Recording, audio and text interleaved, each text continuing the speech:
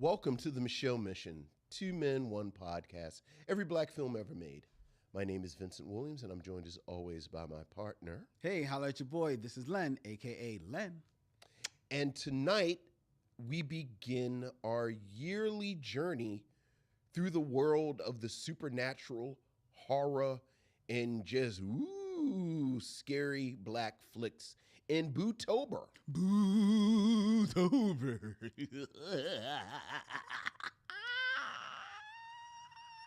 And we will begin 2025's journey with Lynn's choice. 2025's The Angry Black Girl and Her Monster. Yes. A very loose retelling of Mary Shelley's classic novel Frankenstein here on the Michelle Mission. Ugh. But before we see if it's alive. It's alive. It's alive. It's alive. It's alive. It's alive. How are you, Lynn? What's the word? Alive. All right. How are you doing, Vince? I'm all right. I'm good. You know, October. Yes. Shout out to each and every one of you out there who are watching us in the chat as we stream live to YouTube from Young Junk, Philadelphia's premier video podcast, Palace. Hello, missionaries. Good evening, one and all. Once again, we begin our show with a heavy heart tonight as the world of Hollywood and animation is dealing with the loss of one Kimberly Rochelle Hebert Gregory. Yeah. An American actress best known for her role in HBO's comedy series Vice Principals from 2016, but also a deeply regarded here on The Mission. Yeah.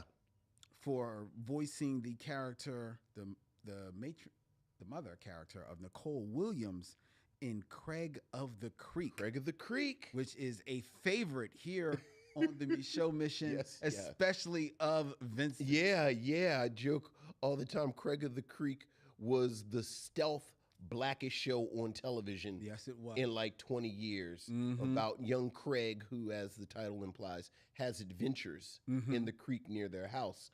But what you find out very quickly is that the show kind of includes his entire family. Yeah. His siblings, his parents, his grandparents, his cousins. And it is one of the greatest depictions of black family life I've ever seen on television. Full stop. And as you mentioned, Kimberly Gregory plays Nicole Williams, his mother. Yes. And she's fantastic. She is absolutely fantastic. Like she really is. You hear people say this periodically, like you think about Tracy Ellis Ross on Blackish, or the character Beth on This Is Us. But I very much include Nicole Williams in that pantheon of post Claire Huxtable mothers. Yes. And we watched Vice Principals, but I have to admit, when I found out she was the voice of Craig's mother, that was the real kick in the stomach for me. Yeah. I didn't realize that. I knew that she had passed, and I knew that she was in Vice Principals, which I didn't see, but I know that you love. Yeah. And she holds her own with Danny McBride and Walton Goggins. So that tells you. And I can see that she could do that. But, yeah. But when you told me that she was also the voice of Craig of the Creek, I mean, man, my heart dropped, man. Yeah. Because you introduced that to me. I fell in love with Craig of the Creek. You're right for its depiction of black family, black joy, black pride, and just being such a imaginative, smart show. Yeah. I remember when you had told me about the show, and I said, all right, I'll start watching it. I'm kind of liking it. And you said, wait a minute, man, because you're not ready. I'm letting you know. It goes Game of Thrones. It is. And I said, it is an animated Game of Thrones. I said, almost. It's Craig of the Creek. I know. This guy running out back of his house in a creek. I was like, okay, Vince.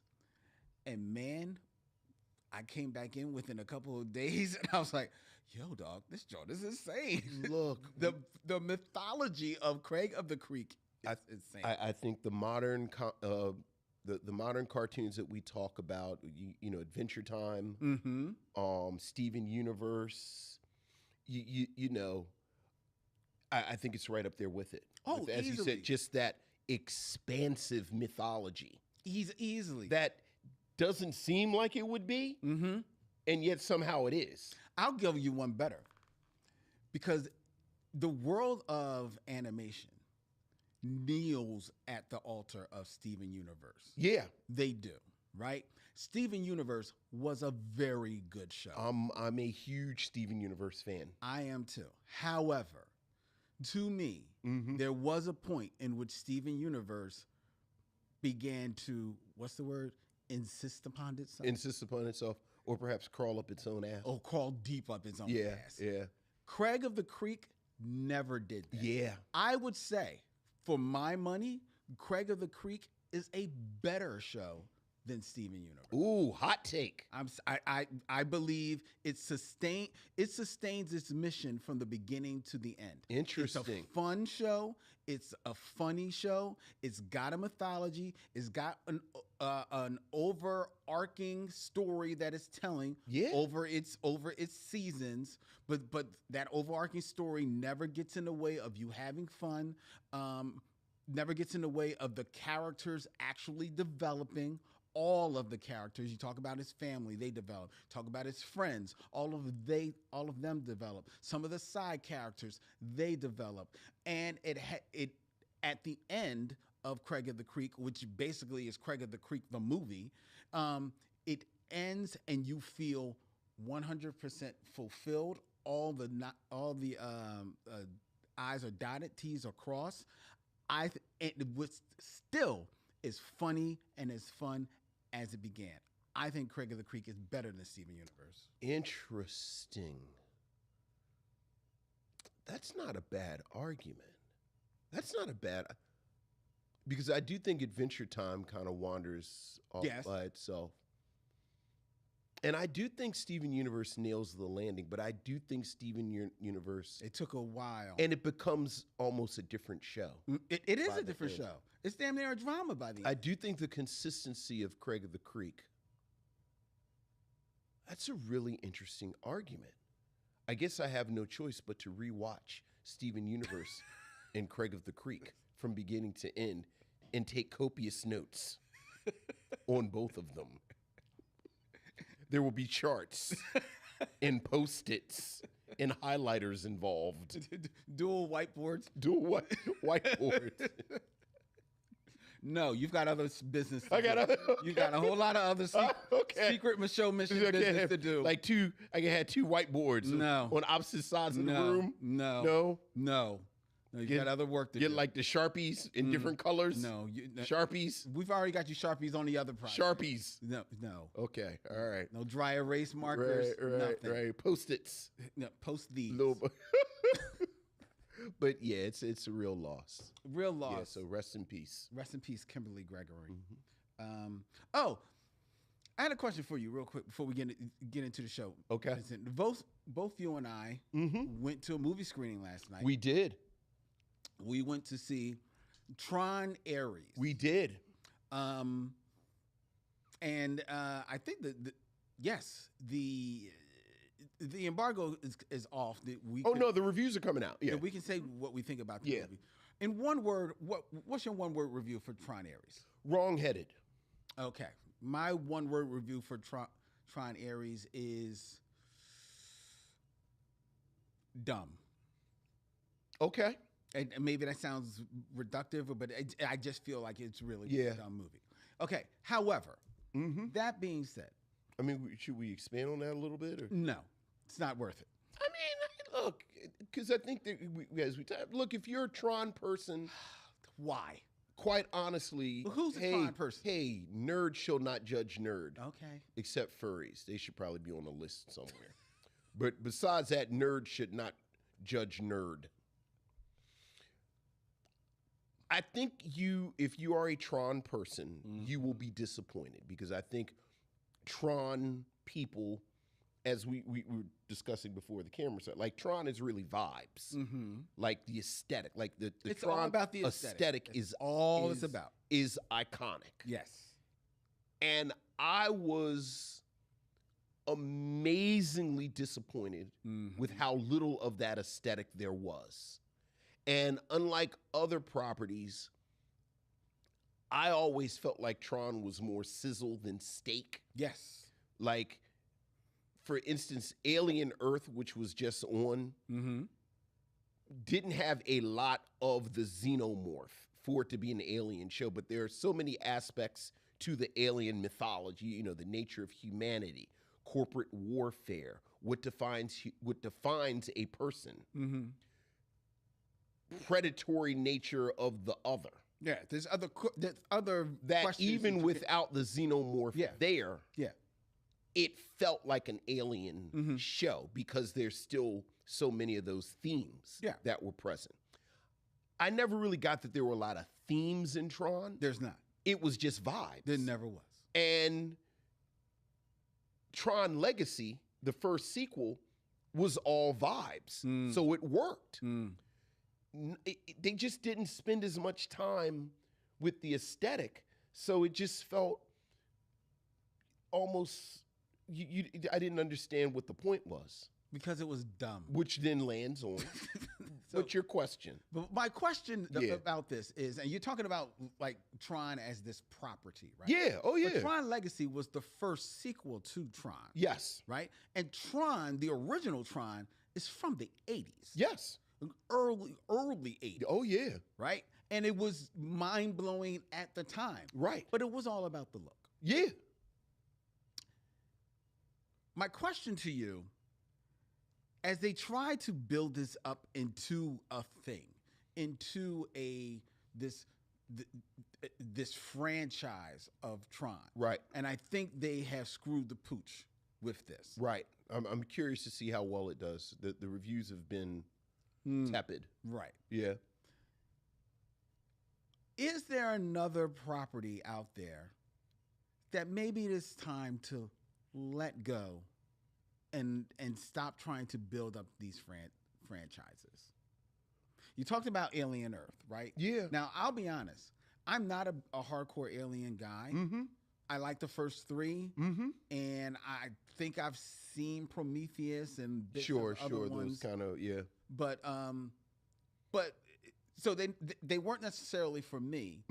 But I recognize what they're doing by expanding their look at that universe, right? You know, asking other questions and dealing with other subjects in that universe, and are making it work more or less, right? Right.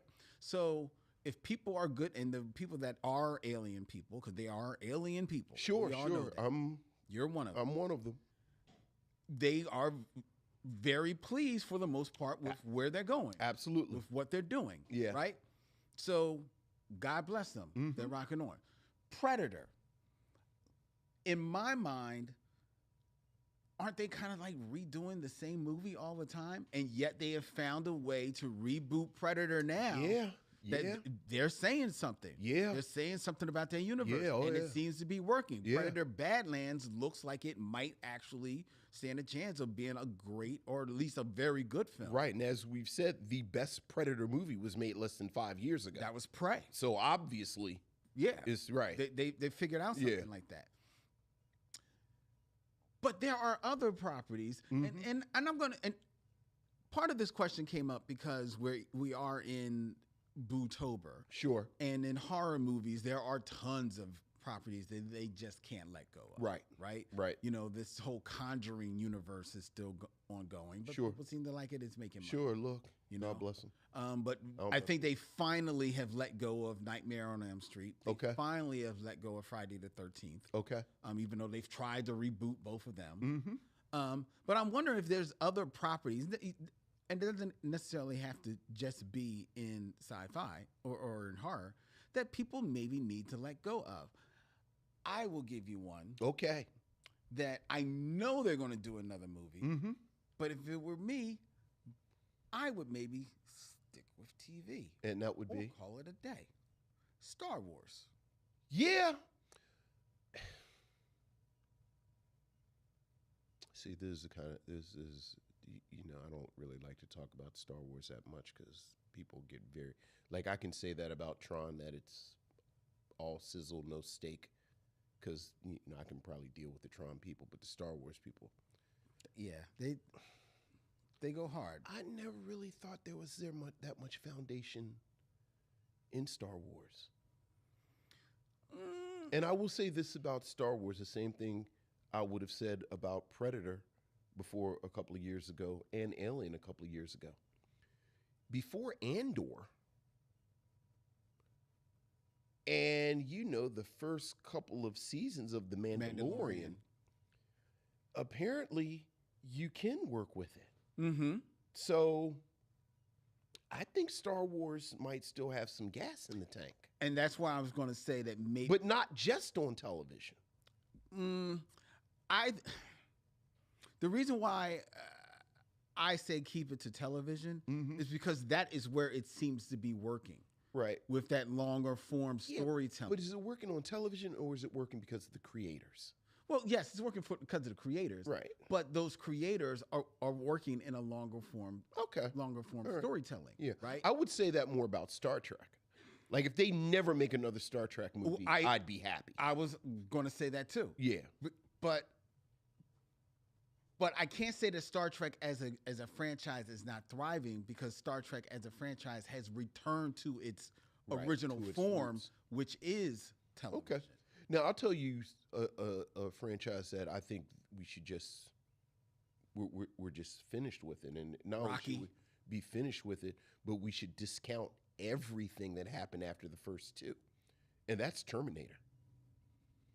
Well, they keep trying to reboot back to the second one. I think everything after T2 has been a waste of time. Yeah, they just need to call it a day. Right. Just call it a day. Like we made two great movies. Mm-hmm. Let's take those resources and do something else with them. You are 100%. Yeah, that's my one. Yeah. That I'm like, we're done with that. Well, my other one is the Rocky Creed series. I don't think we need to return to that world. I mean, I feel like we're done. Like I'm hoping Michael B. Jordan is finished with this character. I hope so too. Yeah, so I hope so too. So like the fact that the fact that Rocky went as long as it did, I think is a miracle. Right? Yeah. So. Yeah, me too. All right. All right. So I just had that question. Yeah. I wanted to run by you. Thank you for indulging. Sure. All right, let's hear from you, missionaries, or your emails, as we like to call them. Missives from the missionaries. So what else is going on, Lynn? We have emails, Vincent. Ooh, missives from the missionaries. Ooh.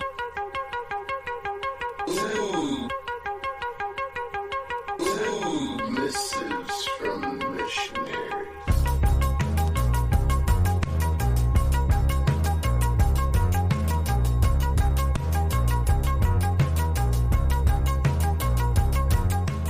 All right, Vince, we got a email from Michael Lockett. Hey, what's up, Michael? Len, Vincent, my fellow missionaries, it is with great pride that the award for prestigious documentary critique for September of 2025 goes to none other than the often imitated, never duplicated, test them and get faded, The Michaud Mission. All right. Oh, I like that. I like that as well. With the addition of last week's Who Streets guest, Ben Passmore, who had a great time, I want to pass on to. Oh, I'm glad. Len and Vincent once again came strong. Who Street was a film I didn't even know existed. I'm happy as a husky child whose black best friend is Willy Wonka. Who Street is the story that, oh boy, that needs to be seen because it shows the truth of what people knew about Ferguson. Mm-hmm. I am thrilled that the filmmakers had the foresight to pivot and make this instead of their respective original projects. This one is straight bop. The Wayback Machine unceremoniously booted my ass back in the day with you two as you critique Jumpin' Jack Flash. Jumpin' Jack Flash.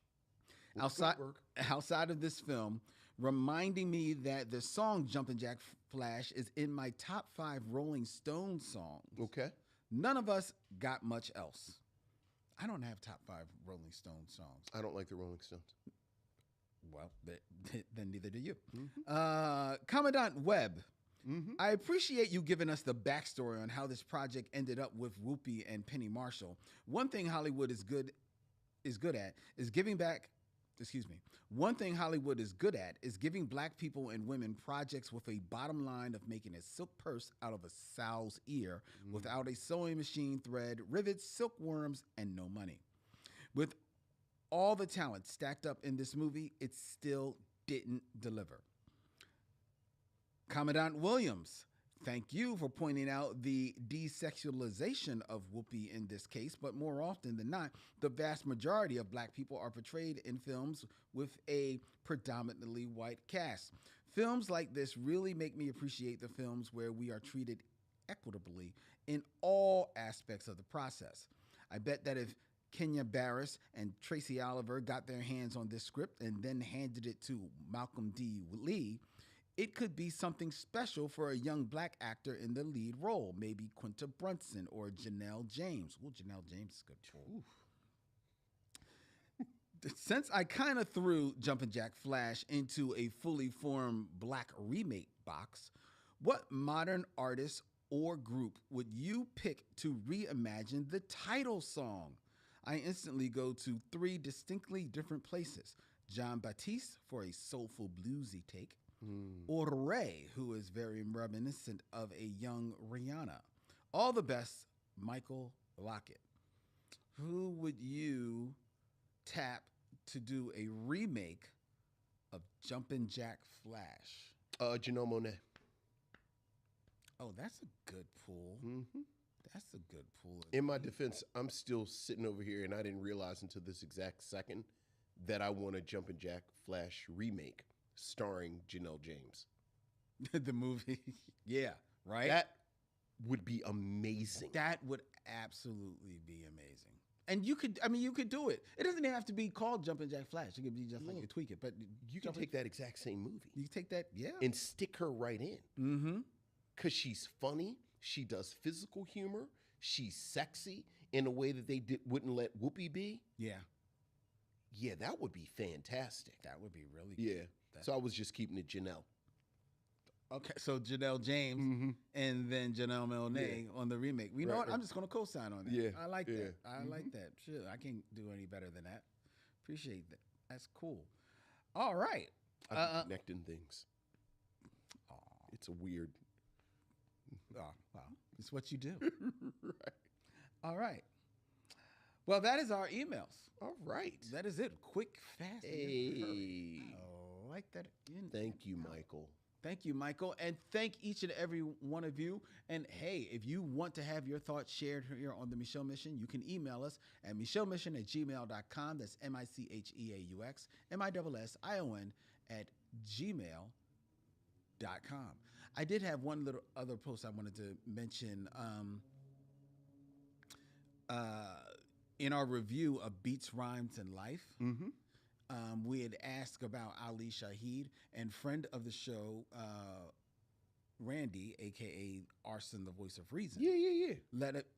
Let it be known in a YouTube comment that he has actually met Ali Shaheed, you know, in his role as a traveling rapper with gangster. Sure.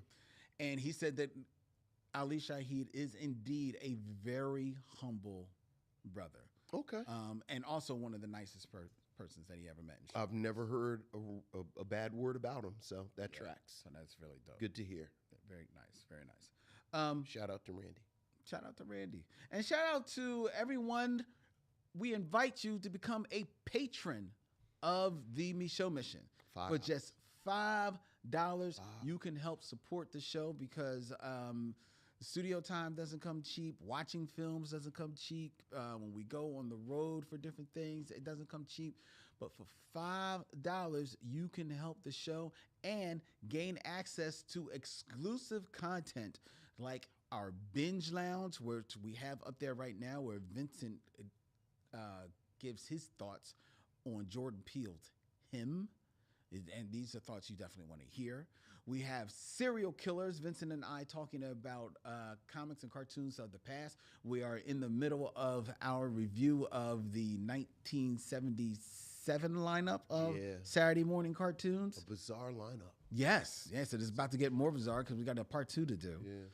And then you also have Len's Secret Movie Podcast, which I do with my good friend Ariel Johnson. We are about to record, actually, this coming Sunday, we're recording our 2nd episode. So up there, we have a review of Magic Mike XXL.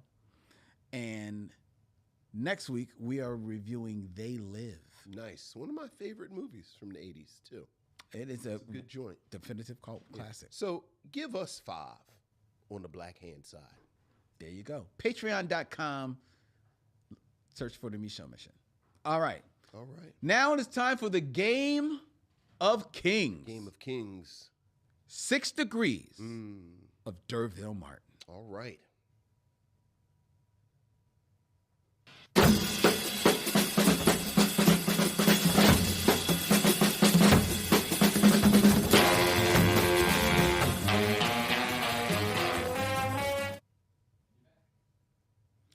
Six Degrees of D'Urville Martin, where I give Vincent 2 actors, and he has 6 films or less to connect them to D'Urville Martin, superstar of the 70s. Oh, yeah. Vincent, we're going to keep this in theme. Okay. We are reviewing The Angry Black Girl and Her Monsters tonight. So, in theme, I have 2 actors who have played monsters in films. Okay. All right? Okay. Starting with number 1, in 6 films or less, connect D'Urville Martin. 2. Doug Jones. Doug Jones. He has actually played a couple of monsters. He has. Yeah. We're moving right along tonight, so let's just go ahead and get right to him. Cause how'd I just forget? Now, I will say I actually mapped out a way to Doug Jones, so I'm curious to see if you match mine. No. I just forgot the main guy's name because D'Urville Martin is in 5 on the Black Hand side with Dick Anthony Williams, who's in Mo Better Blues with Wesley Snipes. Wesley Snipes is in Blade 2 with You're going where I thought you were going. Ron Perlman. Ron Perlman, the great Ron Perlman, who is good in Blade, but he's great in Hellboy with Doug Jones. Very good. He plays Abe Sapien. Yes. You landed exactly where I was going to One of my favorite series of all time. Speaking of franchises, Hellboy is one of my favorite series of all time. The comic book. The comic book. And per our conversation, I think the worst mistake that they made with Hellboy was making movies. It should have been a television show. Yes, absolutely. Because Hellboy could run forever. Well, the problem is that at that time, I don't think the television landscape was built for it. Well, I guess it would have been a cable series. Yeah. You know, like, because now it would definitely be a streaming series. Oh my goodness, it's like the 2nd season of Interview with the Vampire just dropped on Netflix. That? Okay, is that an AMC show? Yeah, it's and I'm catching up with it. But the just the structure of it would lend itself to Hellboy, where Interview with the Vampire, you're dealing with vampires who, depending on which one you're dealing with, have been alive for like 1,000 years. Right. So you can bounce around. And, the fantastic thing about Hellboy is that he came to Earth in World War II. And you said it in present time, and that gives you 100 years. Yeah, a backstory. Of Hellboy stuff to do. And Mike Mignola is like the series has been running since the 90s. And like the main series ended, maybe 10 years ago at this point. But then you realize, like, he's had a series for like 10, 15 years that has just been like Hellboy's adventures in the 70s and 80s. So, Yeah, I love Hellboy. And Doug Jones is good in it, too. Oh, he's absolutely. Yeah, he's really good in it. He's excellent. Yeah. In it. Excellent in it. Yeah, okay. All right. Yeah. Very good. And you landed exactly. That's the route that I took in my mind. Yeah. Getting to Blade 2 for Ron Perlman. Oh, yeah. Boy. Yeah. All right. So very good. All right, Vincent. Next, in 6 movies or less, connect Derville Martin to Linda Blair.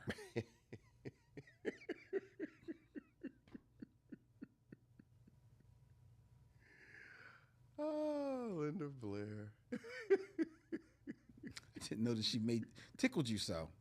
Look, man, it was a terrible confluence of events that happened where it's like Rosemary's Baby, the Amityville Horror, and The Exorcist with Linda Blair. You had there were these 3 films that were very, very good, very, very scary, and I was way too young to watch them. You're right. So that you missed one. What? The Omen. The Omen. Yeah, you're right. Same thing. Same thing. You know, The Omen is like the slick Rosemary's Baby. Yep. But like these 4 films is like, why in the world was I even watching them? I know. But they're so good. I know. Yeah. I got jammed up with this before, and I figured out a shorter way to get to this because Rosemary's Baby. I mean, The Exorcist gives me an opportunity to talk about Flash Gordon. So, No, not. So Derville Martin is in The Final Come Down with Billy D. Williams. Billy D. Williams is in Batman with Michael Keaton. Michael Keaton is in The Other Guys with Marky Mark. Oh, is he? Yeah, remember he's their police captain. Oh, that's right. Who always talks in TLC quotes. That's right. Marky Mark is in Ted with Sam Jones. Sam Jones is in Flash Gordon with Max von Sydow, who of course plays the poor priest in The Exorcist with Linda Blair. Very good. Yeah, The Exorcist, man. Yeah, The Exorcist is not. Exorcist, man. It's so good, though. No, it is good. How many times have you seen it?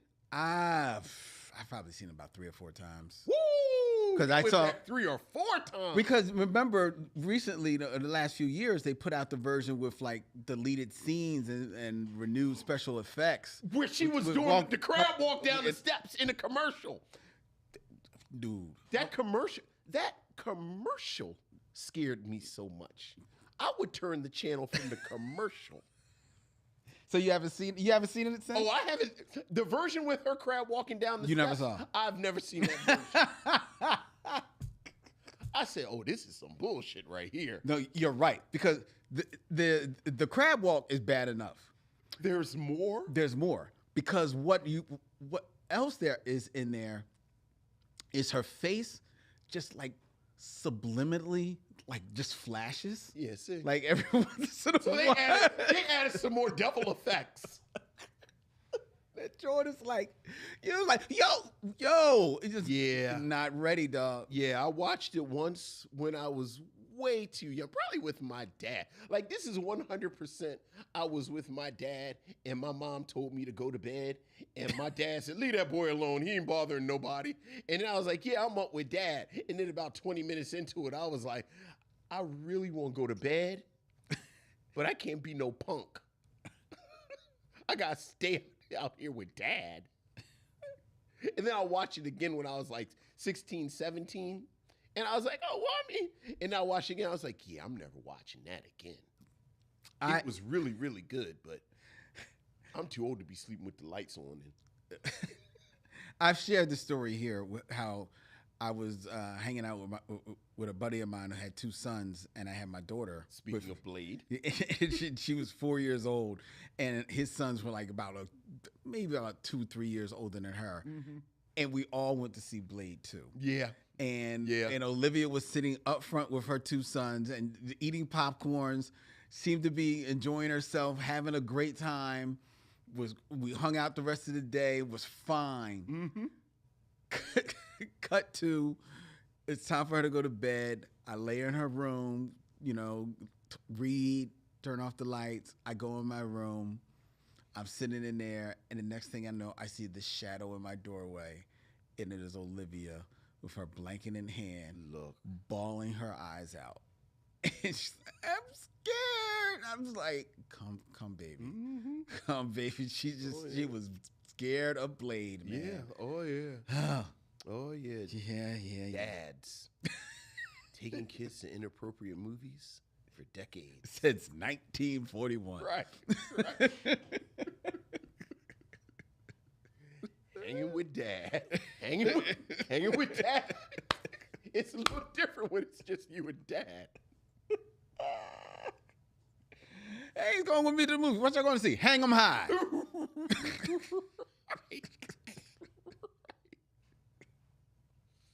Yeah. But it's a movie about the Cowboys. What's it called? Debbie Does Dallas. Right. It's American history. We'll be back. Yeah. But yeah, The Exorcist is really good. Oh, really good. Real quick, I saw in the chat, and the name has flashed by me. I'm sorry, but we were talking about franchises, and I saw somebody keeping for Jurassic Park as a franchise. That's another one. Definitely going on That's too another long. one. It should have been done like after the first movie. Right. After the first movie. Maybe you get away with the second one. How? Who's going back? Well, Jeff Goldblum, he went back. You're right. What are you? I didn't mind what the are we second doing one. Here? I didn't mind the second one. And and I have to say, I've always thought those sequels to technology goes wrong and then they do it again was stupid to me. Like, I can't believe how stupid people are. But as I watch every day the conversations that we're having about AI, and I just saw a story over the weekend where they have these drones that they're training the AI, and every day I'm like, am I the only one that saw Terminator? Like, maybe I'm the only one that saw Terminator. Was it a small indie film? It was. First of all, you don't even have to just seen Terminator. I'm sure there are episodes of The Twilight Zone that talk about technology going bad. Right. There was one. Remember there was one about the computer? I mean, I'm sure it was. And the computer didn't want to be turned off. She's like, no, you ain't turning me off. Get the hell out of here. But you know what covered it quite extensively? Terminator. Okay. Fair. Like, there's a whole bit about Skynet and the AI. Like, there's a whole bit. Yes. There is. Yes. Maybe people haven't seen Terminator. I'm sure people have. So maybe you go to Jurassic Park. Or maybe they're waiting for Arnold. The dinosaurs get out, eat up everybody, and, well, let's go back. I got another franchise for you. Okay. Transformers. Well, I never thought they should have. I've not for one moment did I think that the Michael Bay Transformers was a good idea. I didn't mind the idea. It's technology. When they announced it, I said, this is a terrible idea. The idea, or that it was Michael Bay? I think the Transformers as a concept is exactly what it is. A commercial disguised as an intellectual property. Yes, of course. So it needs to be a cartoon for children. I could see it as I don't mind the idea of it as a movie. I didn't mind that. Did they get progressively dumb and they should be over and done with it? Stop trying to reboot it? Yes. Was the first one great? It wasn't great, but I got the spectacle of it. I understood the spectacle of it. I mean, you could say the same thing about Godzilla. They keep returning to the well with Godzilla. Yeah, but see, Godzilla taps into the id and existential horror of an entire country in the horror of atomic warfare. No, I understand. Transformers is because Ronald Reagan deregulated everything, and they said you're now allowed to sell toys to kids on television shows. Like that's you actually talking about apples in sneakers.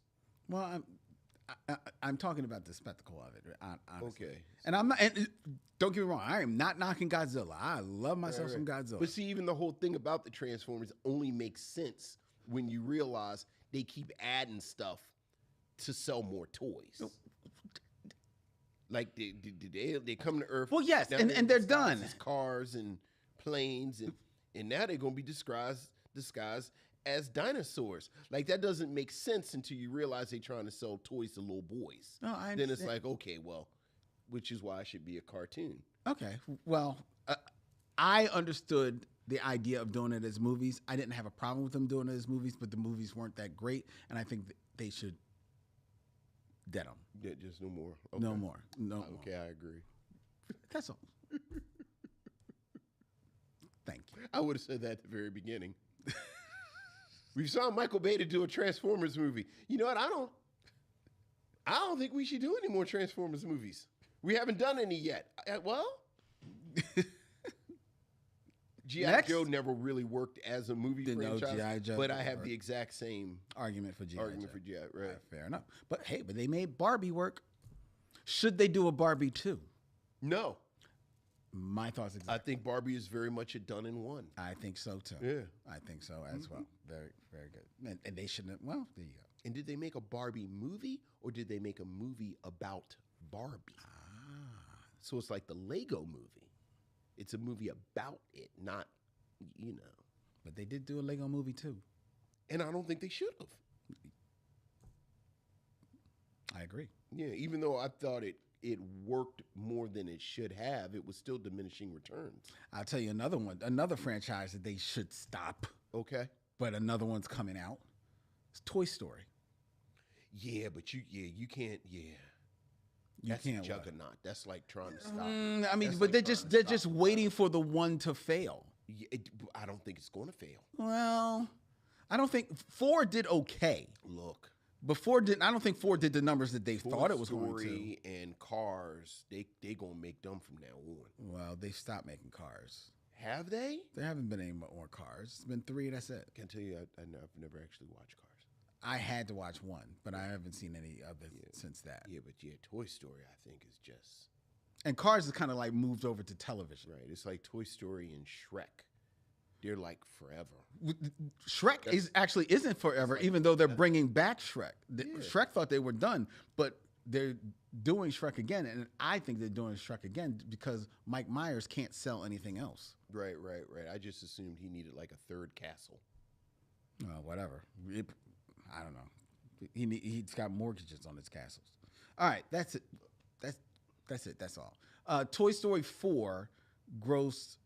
That did $1 billion worldwide. I hear you talking about Toy Story is like I thought maybe you were thinking about something else. I didn't know that Toy Story 4 did $1 billion.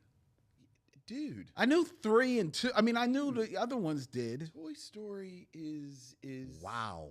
It really is. Toy Story and Shrek are just $1 billion. They are inevitable. Okay, there's the difference. They're saying that it did 640 international, which is great, fantastic. Spins? Yeah, but what? What's the but?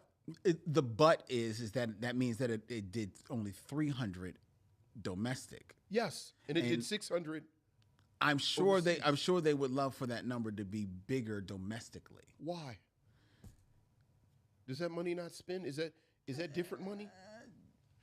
No, it's like not. I know you go to Europe and they give you that monopoly money, but it's not the monopoly money. But I'm talking about their currency. But that money spends over there, and you go to that man in the booth, and they hand you some American currency. All right. I mean, look. I didn't know that it made $1 billion, and I'm going by knowing that it didn't do as well as they wanted domestically. Right. But $1 billion, hey, right. Can't knock $1 billion, and thus Toy Story 5 is happening. Right. And Shrek, whatever. Right. All right. I hate it when it rains, but dog, it's gonna rain. That's the weather. That's the weather. You can't stop the weather. Thank you, Vicious Marshmallow, for that update. All right. let's get into our review of The Angry Black Girl and Her Monster.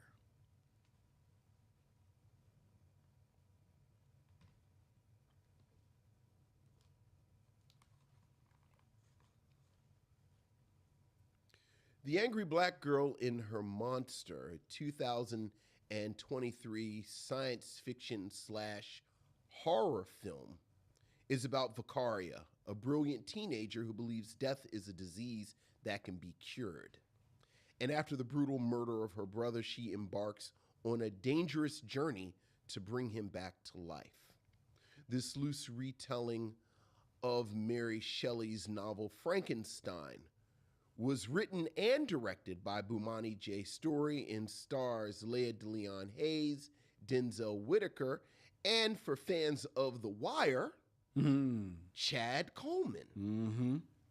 This was the choice of Lynn Webb as we begin our yearly foray into the horror and supernatural here on the Michelle Mission. Lynn, what do you have to say about The Angry Black Girl and Her Monster? I got a few things to say about this film. First of all, I went into this knowing nothing about the film. Mm-hmm. I kind of heard it tangentially. I think I may have even heard it on the Ghouls Next Door podcast. Yeah, I mean, it had a little buzz. Yeah, it had a little bit of buzz. But went into it knowing that it was kind of like tweaking with Frankenstein, but thinking that because of the whole angry black girl part of it, and seeing that the girl was going to be like a younger person, thinking that it's probably going to have like a little bit of a quirky tone to it, right? So when this movie opens and there is a very, very haunting scene of the black girl, our title character, and I just want to get her name. Vicaria, right. Vicaria. A haunting scene of her relating the loss of her mother to gun violence, and the depiction of that violence in like kind of like sepia tones, slow motion, very artistically violent, but without showing directly the violence. You're seeing the result of the violence, and even then is only in flashes. And that scenery, that scene being very effective in setting you up for what the role of gun violence in Vicaria's life, and the toll that it takes on her family, because soon after she loses her brother to gun violence. You know, her mother's, you know, catching a stray bullet is what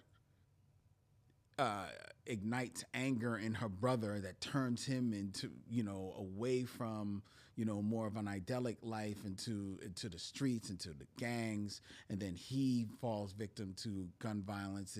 Her father, the Chad Coleman character, falls into depression and back into addiction, and it is all because of what the violence of their neighborhood, right, of this urban setting, has done to this family.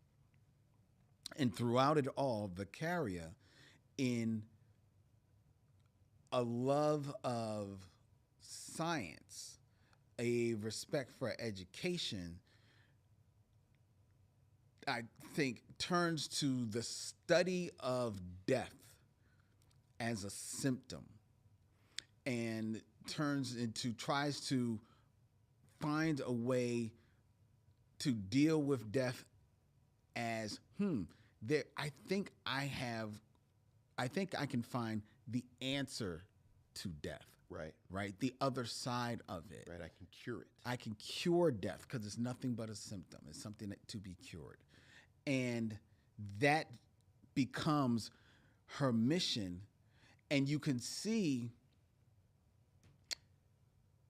in the way that she lives her life, because she's smiling, she's effervescent about the science of this. She knows her stuff. It's because this has given her purpose. This has given her a reason to wake up in the morning, a direction in her steps, intention in her goal. And that is where she is devoting all of her energy to evoke joy out of solving this riddle. And the tweak that imparts on the whole Frankenstein, mystique that this plays around with. In Frankenstein and Mary Shelley, and I didn't read the book, so I'm just going on Boris Karloff. I was about to say. and all of the remakes and sundry remakes after that, is that it has always struck me as that is a story about man trying to be God. Yes. Trying to create life. Mm-hmm. And in their creation of life, having absolutely no regard for life itself. Mm-hmm. Whether it be the life of the people in their lives, mm-hmm. or the life of the people who they are desecrating in creating this figure, the monster. Right. The flip side of this is Vicaria having absolutely, it's different. She's not trying to play God.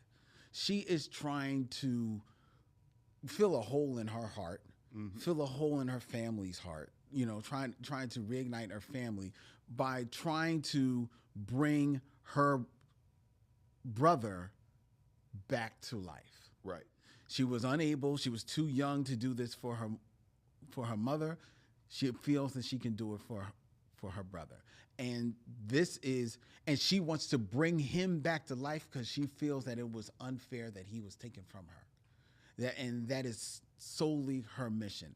And in that purpose, that is giving her life. Right. And she wants to share that life, bring her brother back to life. And she is also trying to share her joy of life and her concept of life with people around her. There's a little girl that follows her around that looks at her as almost like a role model. Mm-hmm. And she's trying to give her focus on your education, learn, you can be everything that you want to be. She's helping another girl, get good grades in her school. She is smarter than her teachers, and she knows it, and she's being a little flippant about it, but she knows it, and she's not being disrespectful. She just has a mission, and in that whole part of this movie, I was there for. Okay, I was 100% there for. I loved it. I loved the. To have all of this lay on the shoulder of Layla DeLeon Hayes, mm-hmm. she murders it. Mm-hmm. She absolutely carries this film and expertly on her shoulders. And then this film does something that I didn't expect. One, let me cut to real quick Chad Coleman's character, who was dealing with addiction, was dealing with the loss of his wife, dealing with the loss of his son. He's a bigger man. Yeah. So you can imagine imagine the demons that he's reconciling with, not being able to save his wife, not being able to keep his son off the streets. Falls into addiction, and now how much is he really there for his daughter? Because right. now it's just his daughter. His daughter basically has to tuck him in every night. But when she gets in trouble in school,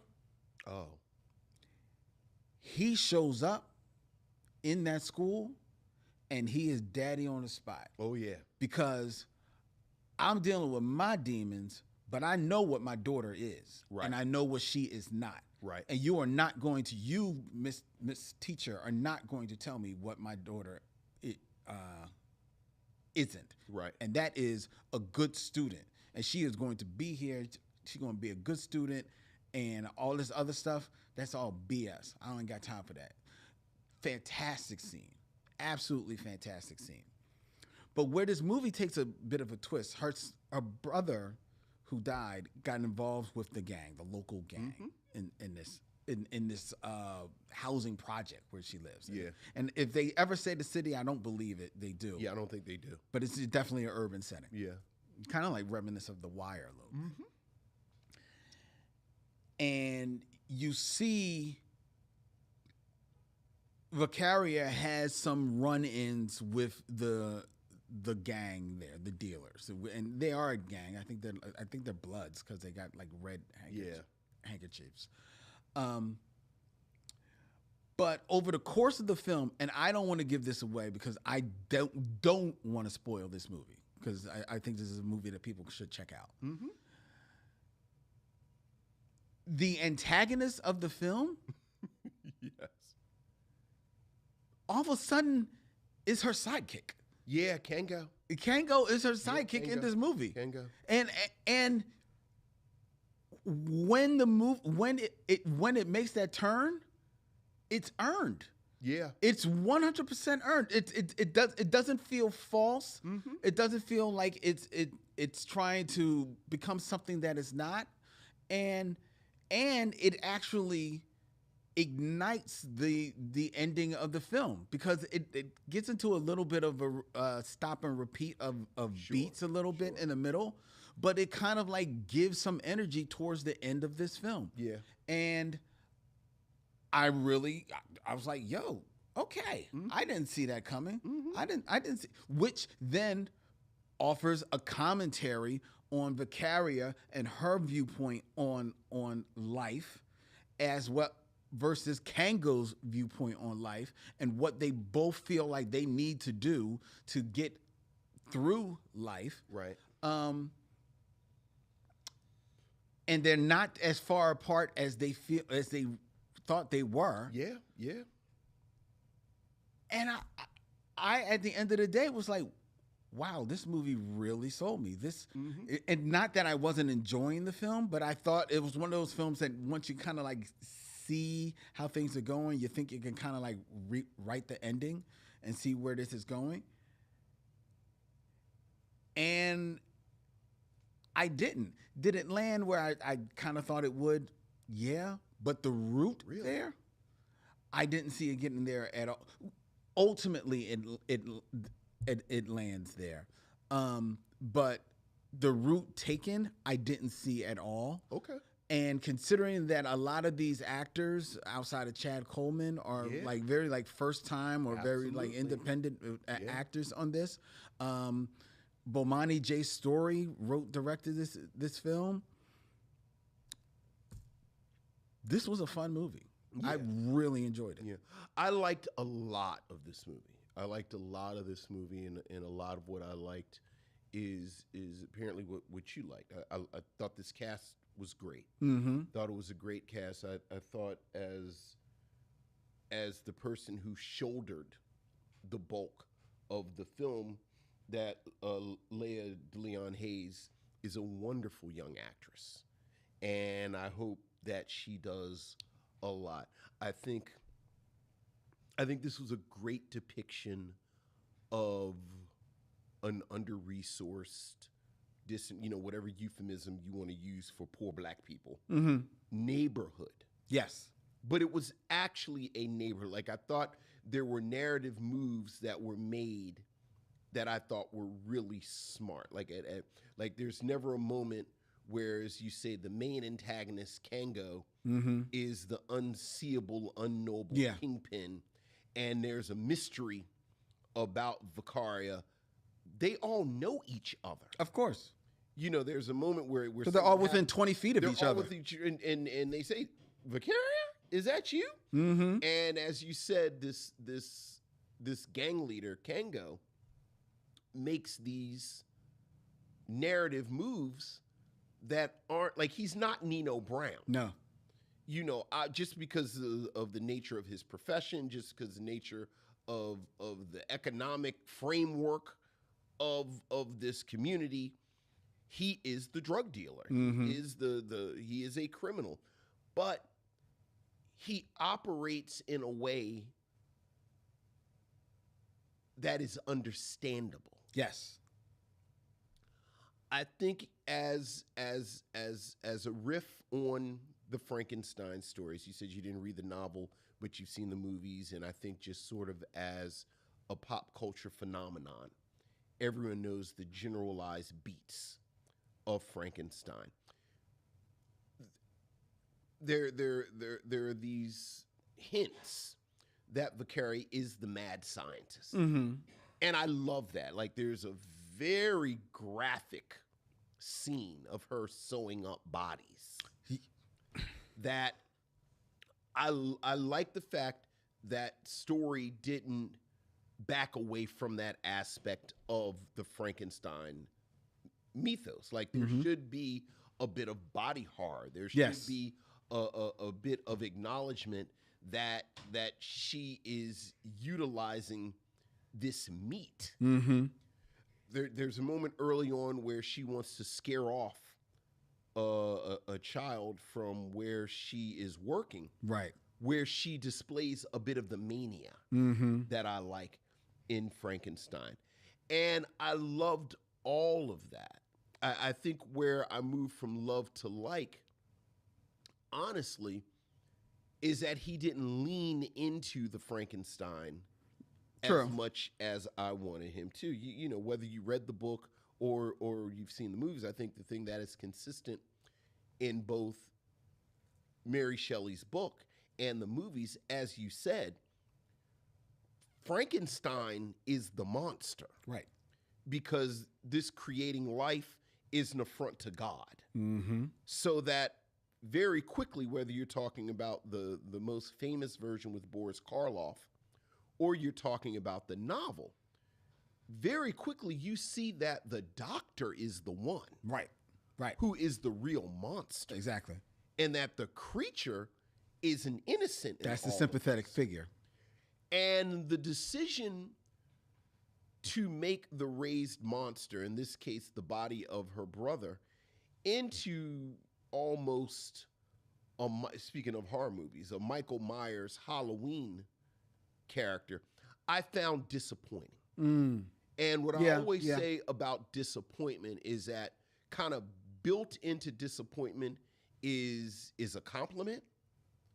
Because if I'm disappointed in you, that means that I had greater expectations.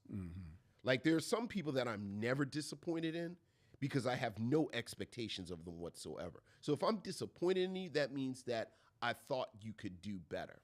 And so much of this film, the pieces are there. Like, I love the fact that this film, similarly to another film that we watched that we both loved, See You Yesterday, really is about the trauma that so many of us deal with, and particularly children, and frankly, particularly girls, who deal with the aftermath of the violence that so many of our communities see. And then how do I deal with that? How do I reconcile with that? And I love these. I'm sorry, just real quick. I don't want to lose that thread. Why did you say particularly girls dealing with that? Because I think when we talk about boys, we are oftentimes at the site of the violence. Right. Gun violence, drug violence, this violence, that violence. And when we talk about it, you know, someone died in a shootout. Someone died because of a deal gone by. And then the people who are left to pick up the pieces are often mothers, sisters, grandmothers. Like, it's the women who have to pick up the pieces. Right. I got you. Okay. So that, whether, again, we're talking about See You Yesterday, and these are both younger sisters that have to deal with this thing that happened to their brothers. And I wanted more of that. Like I wanted more of that. Like there's a decision that they make because like you, I'm going to land on. I think people should see this, so I don't want to spoil things. But there's a decision that they make that the film starts after she's already been stealing bodies. Yes. And I thought that was a missed opportunity to show just how this trauma has affected her. Like she's stealing bodies and doing these experiments with bodies. She stole her brother's body. Mm-hmm. Like a plot point that comes up very early, so it's not a spoiler, is that they've not had a proper funeral for her brother. Because somebody took the body. Because she stole the body. Yeah, and nobody knows. And nobody knows it. Right. So I thought, again, this is an opportunity to show just how traumatized this young woman is. I love the fact she is very young. Like, I don't know if she's a junior in high school. Yeah. At most, she's a sophomore. So it's such a striking image to see this very young girl kind of dealing with all that. And I thought that was, that was a missed opportunity. Mm.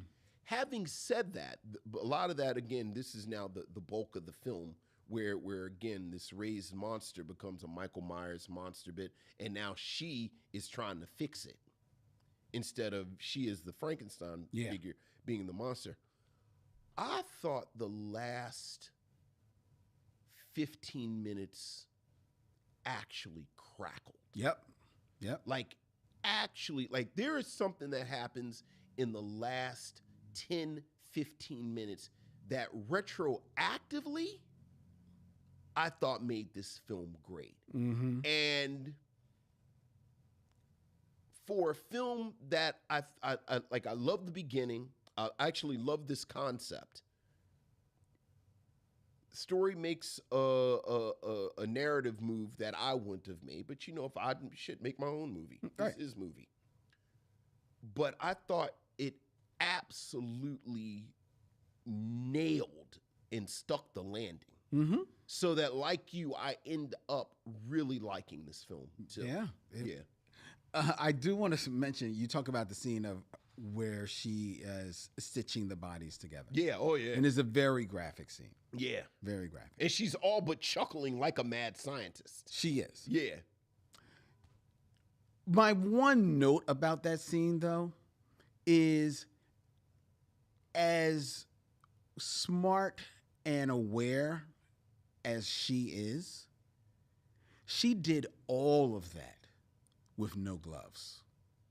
Well, No, I don't know. She is picking in dead brains. That's the part that bothers you? It's a note. So raising people from the dead, you ride with that, but it wasn't hygienic enough for you? Well, first of all, she did a little something under her nails. Look, we talk about wanting movies that the characters to act at the height of the intelligence that they show on the screen. Like some hand sanitizer. This person could bring people back to life. She's made a makeshift laboratory inside this abandoned building. Right. She's jury rigged. I was about to say she like in the Bronx in 1978 about to throw a party. Right. She's turning on lights. The lights are flickering. People microwaves are going off. It's like everything's going off. Expect a Special K to be on the turntables. That is a person who would wear gloves before she sticks her hand.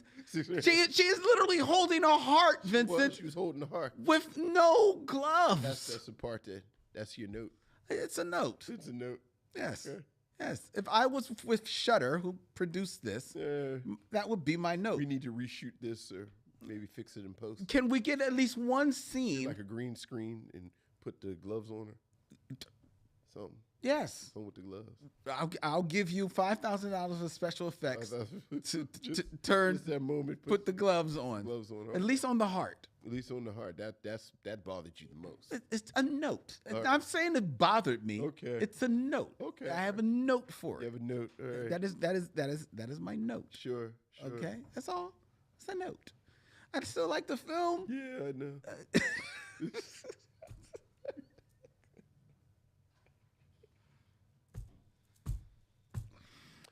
But I liked it, much like you. I also really, really liked the character Kango. Yeah, who knew? I really liked him. Well, I say as that an antagonist. I said that to say who knew. I want to look up exactly who that actor, because he actually was so good that that is Denzel Whitaker. Denzel Whitaker. Mm-hmm. He is so good because he's not an imposing figure, physically. Right. And to your point, you can definitely tell by virtue of like that. This is just this one, little like project, a housing development that he's sitting in the middle of. Yeah. So he definitely in this drug world, he's middle management. Yeah. Oh yeah. Absolutely. Right. But he is still, menacing. Yeah. Intelligent. Yeah. A leader of his men. Yeah. And captivating all at the same time. Oh, absolutely. And even when his character does take a turn at the end, he wins a heart in a way, Yeah. I mean, I'm like, yo, as opposed to the one guy who literally went down with his sword. But in his defense, I like the fact that the source of his anger, that's true, was his brother getting killed. That's very true. That's very true. Like he wasn't earned. Like none of these characters were just these cookie cutter. Yeah, there were no one knew. Drug dealer, gold teeth, drinking a 40. Yeah. Like these were, again, you get the sense all of these people know each other. Mm-hmm. Mm-hmm. Well, what you do is you get the sense that this is a neighborhood. But Omani J's story wrote real people. Yeah. And even in this fanciful story, it all begins with having real people. And you have to have a real person. You have to have a real person like Vicaria because you want to be sympathetic for her. Yeah. You don't want to get died down into the ethics of what she's doing. Yeah. Well, again,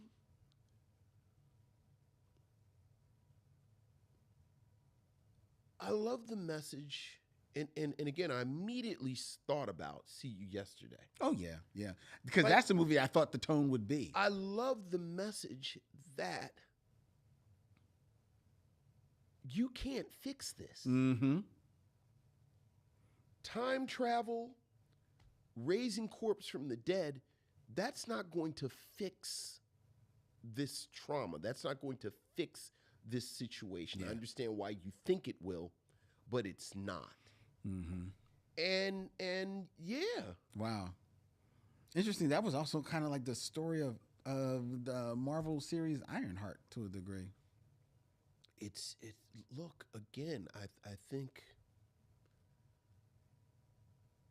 think Ironheart is a perfect text to add to this because I do think we talk about the violence, we talk about, again, all of these challenges, and we tend to focus on men and boys. Yeah.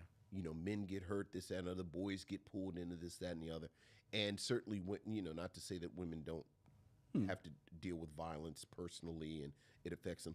But I do think, again, these three texts, like you said, and now you fold in Ironheart, you have these three young women grappling with trauma. Yeah. And doing it in a way other than a way that's actually going to be effective. Mm-hmm. And then everything kind of goes from there. Yeah, poor Ironheart sold her soul to the devil. I know.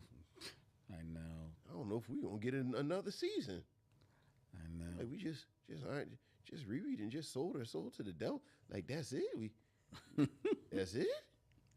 I'm looking here on the chat. I see George Cremona said, Len, don't ever watch The Nick. I actually have watched The Nick. I've watched both seasons of The Nick. I enjoyed the hell out of that show. I don't even know what that is. That's the show with Andre Holland and Clive Owens about a New York hospital in the, I guess it's like the late 18th. Oh, is that the old-timey show? Right, Andre Holland is old-timey Negro doctor. Yeah. Right. It's a good show, though.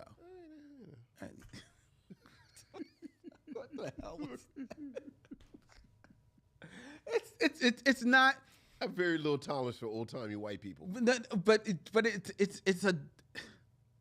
Let me guess, he's a very good doctor, but he spends the whole time trying to prove his worth to these people that don't believe that he's capable. Is there part of that? Of course, but no, that's not the show. That's not the show. I'm talking about Andre Holland's role in it. No. Does he go? No, because he quickly does prove his worth. Now, does he have to fight for his place? Sure. Yes, he does. But he has his own demons that he is fighting as well. But the show primarily revolves around Clive Owen's character, who's got a boatload of demons that he's dealing with. It was a good show. Y'all don't want no parts of it, do No, I don't think you would. I don't think you would stick with it. I can go like 1972 with white people. I don't think you would stick with 1972 white people. That's as far back as you go. As I'm going. 1972. That damn Don Draper seduced me. You didn't like Mad Men? I'm saying that was my one exception.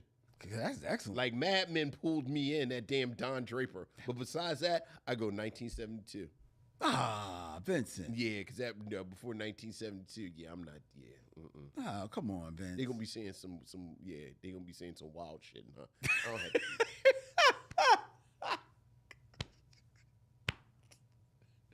Hey, Smokey, bring me a hamburger. They don't say that. I don't gotta do this. They don't say that.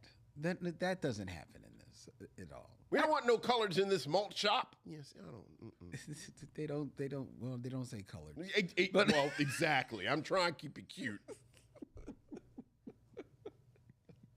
Who let the moon crickets on the golf course? Look, it was New York. They didn't say moon crickets. I don't know if anyone's ever said that except Pat Nixon and Black Dynamite. You know, that's my favorite racial slur of all time. Moon cricket? Moon cricket. She called Black Dynamite a moon cricket.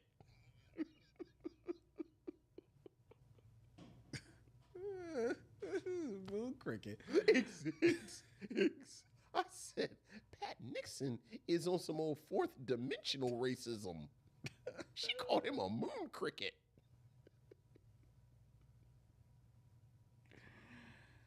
Oh, God. Oh, man. I was just watching. What was I just watching? And this guy called this black person. Oh, I can't. And remember, within our gates, the woman called us lumberjacks. She said black people were something in lumberjacks. Remember, she said, because remember, the nice lady wanted to donate money to the black school. And then the woman said, you shouldn't waste your money on them. Oh, yeah. And she called us like something in lumberjacks. It's like, lumberjacks? What kind of racial slur is lumberjack? So lumberjacks and moon crickets. Oh, I know what it was. I can't remember what I was watching. I think it was old timey. It was before it was white people before 1972, wasn't it? It was old timey. But this guy referred to a black guy as, what did he called him? Stovetop. Yeah, see, I don't have to subject myself to that. I think it was stovetop. Or chimney sweep. Was it British? It wasn't chimney sweep. It was because I chimney sweep. It wasn't. Was it chimney sweep? Was it British? It was British. It was probably chimney sweep. It probably was. It was chimney sweep. We called him chimney sweep. Yeah, that's old school. That's old school British. It probably was chimney sweep. It probably was chimney sweep. Come on, old chimney sweep. Remember the Savage Children in To Serve With Love called. That's what it was. They used to call Cindy. Yeah. That's what it was. We were watching To Serve With Love. Hey, chimney sweep. They call him chimney sweep. Call him chimney sweep. Ask him when he cut his hand, does ink come out? Yeah. Oh yeah. Yes, we just watched that movie again. Oh yeah. Mark Thackeray had to civilize these savages. Sit down. Sit down. This is a fork. We call these napkins. You ladies should be ashamed of yourself. Ladies should be ashamed of yourselves. Open up those windows and get that stench out of my room. I'm Thackeray. I'm here to civilize you savages. God blimey, governor. What's that? We call this a salad.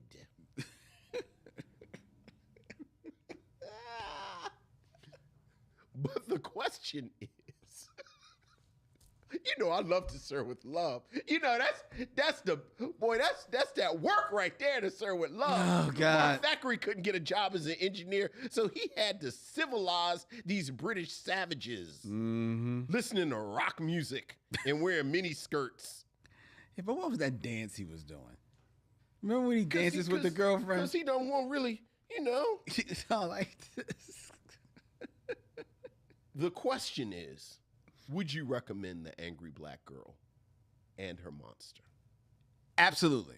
Absolutely. I would recommend it. We try very hard not to spoil it, even though it is the Frankenstein story. But it is an excellent, excellent film.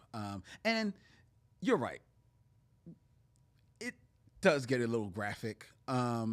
I got a funny feeling with Shudder being one of the producers that may have been like, one of the things they got to do, because it was for their like streaming channel. So, like, hey, we need a certain level of blood and guts in here. But that was notwithstanding, I think that it is a film that you could probably watch with kids 13, 14 years old. I was thinking a strong 12. 12? I think strong 12. Okay. I definitely could have. Well, of course, my father had me watching The Exorcist when I was 7. He's like, yeah, so you could have watched it. I'm not the best judge. I don't know about 12. All right, but definitely 13. Yeah, get a teen in there. Yeah, Get a teen in there. Yeah. And, that way, you ask the right questions if need be. Yeah. But, yes, I would wholeheartedly recommend The Angry Black Girl and Her Monster. I agree. I hesitate to say I don't think I liked it as much as you did, but I did like it a lot. I'll say I liked it a lot, and certainly I'll be keeping an eye on everyone involved. Oh yeah, in this film, most certainly. Yeah, very much. And for a depressing double feature, I'd watch this with See You Yesterday. You know what? You're saying that, and you're right. You're right. It would be a depressing double feature. The crazy thing is that this one is probably the uplifting one. This one is more uplifting than we See You Yesterday. Oh, because that poor baby is probably still on that hamster wheel. I know. All right. On that note, $5.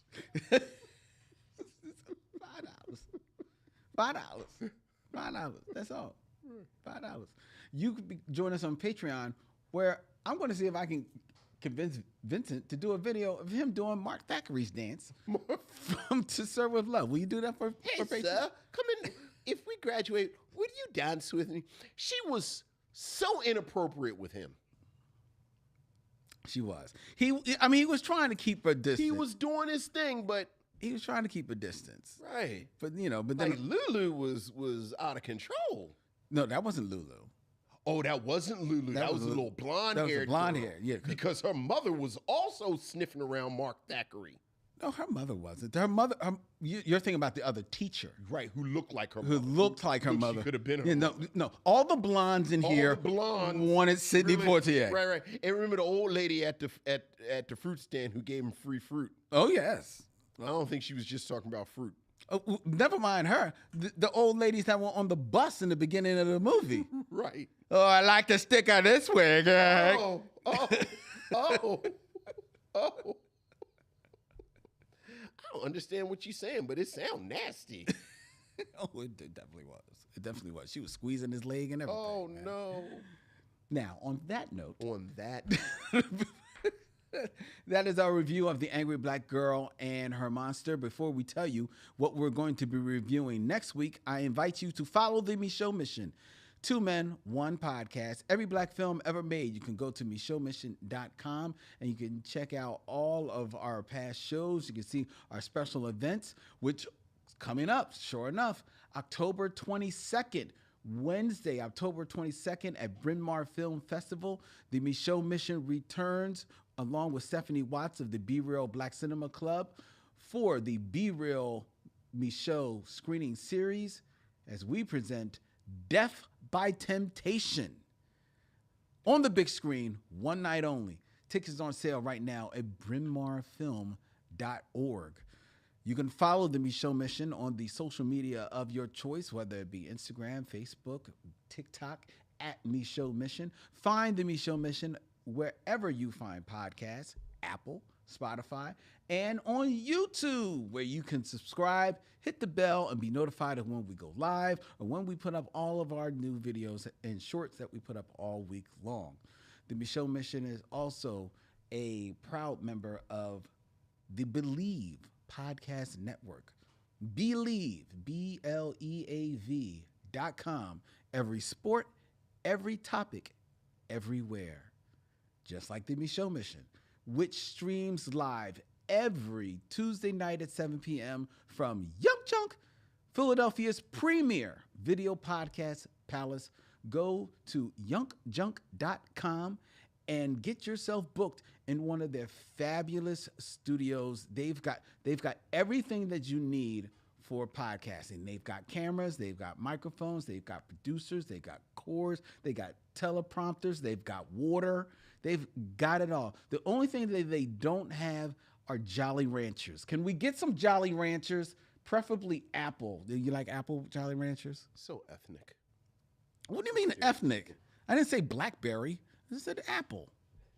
I mean, I do like an apple Jolly Rancher. Thank you. So can we get some Jolly? Look at some people ethnic. Do white people eat apple Jolly Ranchers? I honestly thought that was the black people flavor. I'm sure everybody eats the apple. If anything, it's probably cherry that they think is the black people. Right. But no, it's apple. It's like apple. Okay. James. You're not helping. Where was I? Cricket. Stovetop. I like that more than chimney sweep. Chimney sweep. I like stovetop. Stovetop. I'm gonna call you stovetop. Stovetop.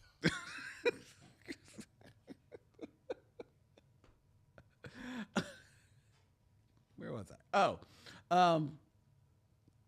Yeah.